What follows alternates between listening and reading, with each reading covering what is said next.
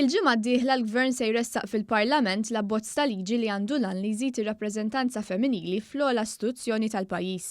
Ħabbar dan il-Ministru għall-Ugwaljanza Edward Zammit Lewis f'konferenza tal-aħbarijiet brabta mal-jum internazzjonali tal-mara.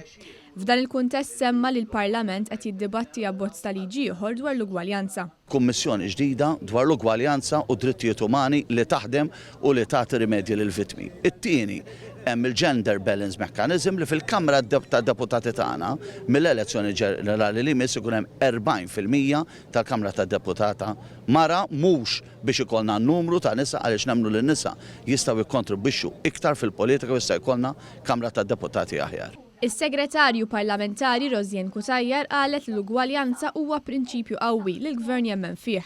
Qalet li minkejja li sar ħafna fadal iktar xi jsir u elenkat ir-riformi tal-bilanċ bejn is-sessi kif ukoll dik tal-prostituzzjoni fejn għamlet ċara li l-Gvern mhux se jlegalizza l-briedel. Naspira anke bħala mara illi għad jasal iż-żmien li dan il-mekkaniżmu ma nibqgħux nużawh illa li xtant intellaw membri parlamentari nisa li dan il-mekkaniżmu ma jkollniex għalfejn niskattawh. Intant fl-okkażjoni tal-Jum Internazzjonali tal-Mara qed tittella esebizzjoni fi Pjazza Tritoni li tirrikonoxxi l-ħidma ta' tnax-il mara f'diversi oqsma.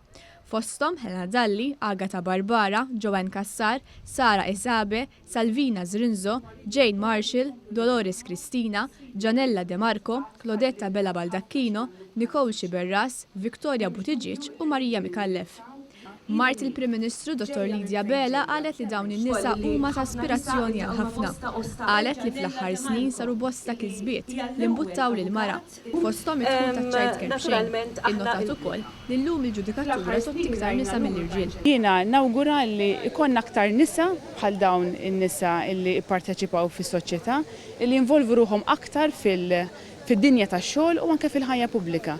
Għaliex huwa importanti u m'hemmx dubju li s-soċjetà se tiggwadanja aktar meta tkun kemm naraw parteċipazzjoni kemm tan-nisa u anke tal-irġiel. Dottora Bella qalet li fadal iktar kisbiet xi jsiru.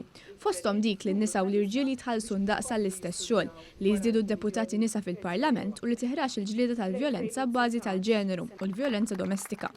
L-esebizzjoni tibqa' għaddejja sa nhar il-ġimgħa 13 ta' Marzu.